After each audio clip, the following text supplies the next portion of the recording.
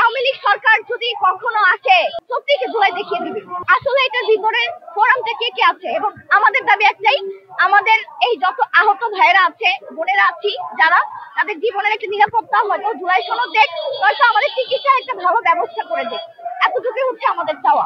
যদি জুলাই ঘোষণাপত্র, জুলাই সনদ না হয়, আপনারা চিন্তাও করতে পারবেন না এই আওয়ামী লীগ সরকার যদি কখনো আসে, আমাদের লিস্ট তো আছে তাদের কাছে, এই লিস্ট ধরে ধরে আমাদেরকে পাখির মতো আবার জুলাই যোদ্ধাদের সত্যিকে জুলাই দেখিয়ে দিবে।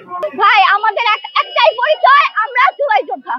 এখানে আমরা কোনো রাজনৈতিক প্ল্যাটফর্ম বা কোনো ফোরাম থেকে আসি নাই, আমাদের একটাই পরিচয়, আমরা যোদ্ধা হিসেবে আজকে আমাদের এখানে আসে।